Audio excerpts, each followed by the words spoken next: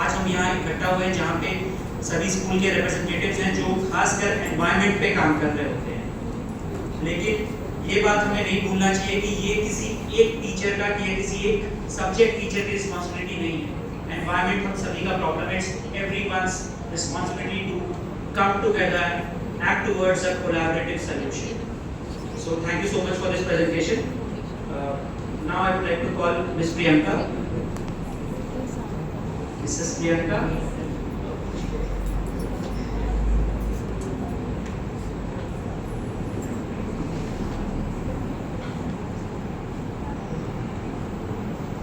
Good morning everyone. So as myself Priyanka Kumari standing before you, and my paper is incorporating Indian knowledge system towards sustainable development. कल्पना कीजिए कि आपके पास एक आम का बगीचा है। आप उससे हर साल बहुत सारे आम खाते हैं या बेचते हैं और उससे उसका बहुत आनंद लेते हैं। लेकिन अगर आप हर साल बगीचे की देखभाल नहीं करेंगे तो ये आम के पेड़ तो धीरे धीरे खराब हो जाएंगे ना, और एक दिन आम मिलना बंद हो जाएगा। So it will come like this. So इसी तरह हमारा जो प्राकृतिक संसाधन है उसे भी हमें ही ध्यान में रखना होगा, उसका ख्याल रखना होगा ताकि आने वाली जो पीढ़ियां हैं वो इसका लाभ उठा सकें।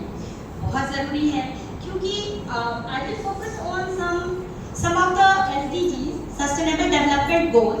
वैसे तो पूरे 17 हैं, लेकिन मैं 4 को पॉइंट आउट करूँगी। और पहले मैं बता दूं कि सस्टेनेबल डेवलपमेंट होता क्या है। It's very simple. Sustainable means जो देर तक बना रहे, एंड डेवलपमेंट में विकास, यानी कि इसे हम हिंदी में सतत विकास कहते हैं। सतत विकास का मतलब है कि आज की ज़रूरतों को हम इस तरह पूरा करें कि भविष्य में आने वाली ज़रूरतों जो पीढ़ी है उनकी ज़रूरतें कम ना हों। सस्टेनेबल डेवलपमेंट का मेन ऑब्जेक्टिव जो है वो है संसाधनों का सही उपयोग करना ताकि वो लंबे समय तक उपलब्ध रहे और वो भी बिना पर्यावरण को नुकसान पहुंचाए। So, और the next is my topic is on Indian knowledge system. तो Indian knowledge system is one of the oldest knowledge system in the world. ऐसा क्यों कहते हैं? क्योंकि दुनिया का जो सबसे पुराना ग्रंथ है ना ऋग्वेद, वो कहाँ बना है? भारत में। कहते हैं जो भारतीय ज्ञान प्रणाली है ना वो बहुत ज़्यादा समृद्ध है, खुद नहीं। जिस समय यूरोप के देशों में लोग जंगलों में रहते थे, पेड़ों में रहते थे, उस समय हमारे भारत के लोग वहाँ के स्टूडेंट यूनिवर्सिटीज जाया करते थे। चाहे हम तक्षशिला की बात करें, नालंदा की बात करें, विक्रमशिला, काशी, ये सब एक एजुकेशन और रिसर्च सेंटर हुआ करता था। इंडियन नॉलेज सिस्टम अपने आप में ही जीवन जीने का एक संपूर्ण तरीका है। अब मैं जोड़ना चाहूँगी अपने RTS को SDGs के साथ। तो मेरे लिए सबसे पहले और सबसे ज़्यादा इम्पोर्टेंट है SDG 3, which indicates good health and well-being, because मेरा ऐसा मानना है कि जब तक हम खुद स्वस्थ नहीं रहेंगे हम अपने एनवायरनमेंट को स्वस्थ नहीं रख सकते हैं। तो योगा और आयुर्वेद जो भारतीय प्राचीन चिकित्सा प्रणाली मानी जाती है अब तो सारे वर्ल्ड में। फॉर एग्जाम्पल अभी जब हम बीमार पड़ते हैं instantly what we do is paracetamol, we used to take paracetamol and वो क्योर हो जाती है। बट जस्ट इमेजिन जब पहले पैरासिटामोल नहीं हुआ करता था तब भी तो लोग ठीक होते थे और इनफैक्ट हमसे ज़्यादा ही जिया करते थे। क्यों? क्योंकि उस समय योग, साधना, ये सभी उपचार हुआ करती थी। कट या बर्ड्स हो जाने पे हम तुरंत डेटॉल, हैंडी प्लांट्स लगाते हैं, बट उस समय एलोवेरा, नीम, अश्वगंधा जो एक अभी मेडिसिन फील्ड में बहुत इंपॉर्टेंट रोल निभा रही है। हल्दी, टर्मरिक एवरी मंथ सबके घर में होती है, वो सबसे अच्छी एंटीसेप्टिक होती है और ये सब हमारे इंडियन नॉलेज सिस्टम की दी है। योगा कहते हैं कि योग ऐसी माध्यम है जिससे हम एक आध्यात्मिकता को एक्सपीरियंस कर सकते हैं। आजकल मोस्ट ऑफ द पीपल, छोटे बच्चे से लेकर बड़े लोग हैं, सभी लोग छोटे स्ट्रेस की वजह से डिप्रेशन में चले जाते हैं। डॉक्टर्स के पास जाते हैं, कंसल्टेंट के पास जाते हैं। The first advice they get is meditation. ये कहाँ से आया है? हमारे भारतीय प्रणाली से। So, suggestions is meditation. Even for our self growth, self realization, activeness, mental peace, we run for yoga, which is an ancient process for our Indian knowledge system. Nowadays, yoga is the fuel for our mind and body. So moving towards the next. My next focus is on water management. सिल्स। वैसे तो 70% of earth जो है वो water से covered है, but only 3% of water is drinkable. पीने लायक पानी सिर्फ 3% है। So by using Indian knowledge system, we can preserve the water for future and for sustainable practice. कैसे?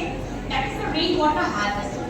Rainwater harvesting अभी हर कंपनीज बड़ी-बड़ी फैक्ट्रीज में होती है, बट इसको हमें अपने निजी जीवन में भी प्रैक्टिस में लाना है। जैसे बारिश का पानी पहले इंडियन नॉलेज सिस्टम में जैसा मेंशन है, हर राजाओं के घर में एक कुंड हुआ करता था बहुत बड़ा, जिसमें जो कि स्टेप वेल्स के जैसे होती थी, राहट, कुंड, बावड़ी ये सब बनाए जाते थे। But the main feature was वो अंडरग्राउंडली वो चैनलाइज रहता था हर खेतों तक, कि जब पानी ना हो, गर्मी हो या सूखा पड़ जाए तो वो चैनल्स वहाँ से खोल दिए जाते थे और अंडरग्राउंडली हर जगह पानी खेतों में चली जाती थी। So by incorporating Indian knowledge system in agriculture, we can save more water for future. Next is my point is for SDG 2, that is zero hunger, बेहतर पोषण और टिकाऊ कृषि, सस्टेनेबल एग्रीकल्चर, ऐसी खेती जिसमें पर्यावरण की रक्षा हो, प्राकृतिक संसाधनों की सहायता हो और विस्तार हो। इंडियन नॉलेज सिस्टम खेतों की लॉन्ग टर्म प्रोडक्टिविटी को संरक्षित करता है, प्रदूषण को मिनिमाइज करता है, फर्टिलाइजर्स और पेस्टिसाइड्स का यूज कम करना सिखाता है। पहले हमारे खेतों में अर्थवॉर्म्स होते थे जो ऑटोमेटिकली मिट्टी को हल्का कर देते थे।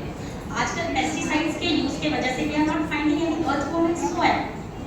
सो और हाँ, जो नेचुरल प्रोसेस है जो हमारे इंडियन नॉलेज सिस्टम में लिखा गया है, आजादी रचिता Indica, do you know this? Are you aware of this name? Yes. Yes, exactly. It is the scientific name of neem, which contains azadirachtin, an active ingredient which act as a growth regulator and effective in controlling the various pests. Papaya. Papaya जो होती है उसकी जो leaf होती है उसमें papain होता है, which is an effective pesticide, fertilizer या pesticide for caterpillar and the sucking pest, जो कीड़े लग जाते हैं प्लांट्स में। तो पपाया का जो लीफ होता है that is a good remedy for that. The second is stramonium. Stramonium dhatura leaf which contains beta sitosterol and macilinic acid which helps in pathogens and root rot. मतलब जो अंदर मिट्टी के अंदर जो कीड़े लग जाते हैं या जड़ें सड़ जाती हैं, ये धतूरा लीफ जो होता है ये उसको सेव करता है। So, transforming agricultural waste into an opportunity for a sustainable future, we need to educate our farmers, our students, our young generation. Or the next is sustainable practice in traditional ancient Indian architect. अभी गर्मी की छुट्टियों में सब mostly नानी घर दादी घर जाते हैं, हम भी जाया करते थे, पर हमारे समय में एसीज नहीं होते थे, कूलर नहीं होते थे, but still we used to enjoy there. Why? Because वहाँ का architect वैसा होता था, the materials they used, the way the huts were designed, why they used local materials, मिट्टी, बांस, लकड़ी, पुआल, ये सब की बनी होती थी जो ठंड को absorb करती थी और समर्स में सनराइज को रिफ्लेक्ट वापस भेजती थी। When the houses were built in ancient ages, वो होता था कि बड़े-बड़े वेंटिलेशन बना, राजाओं के घर में कभी लाइट्स नहीं होता था, but they were used to be very light. Why? Because they prioritized the natural light in them. Natural ventilation इतनी जालीदार हुआ करती थी, इसीलिए पुराने ज़माने में हर घर के बीच में एक आंगन रह जाता था। So ये सब जो है ट्रेडिशनल इंडियन आर्किटेक्ट को भी हम इनकॉर्पोरेट करके मॉडर्न आर्किटेक्ट के साथ we can reduce the consumption and improve the ecological footprint of urban development. As it was my research paper in international conference, I was having some findings, suggestions, and which is the knowledge from ancient India, if revived and adapted, have the potential to create a harmonious balance for environmental sustainability. Second was, by incorporating traditional knowledge into education, younger generation can be inspired by their cultural heritage. And for all these, we need some collaboration with local communities, policymakers, and scientists, which is very essential. So we need to remember that we don't have planet be. So let's practice sustainability to save our mother Earth. I would like to conclude my paper with we should conserve the natural environment and biodiversity. IKS Indian Knowledge System can strengthen scientific, technological and medical researches. SDG 3, that is good health and well-being, can be promoted by IKS by using herbal remedies and spiritual practices, that is yoga. And for all these, we need to have a quality education, because education is only the powerful weapon that will bring a change to the world and society. Thank you.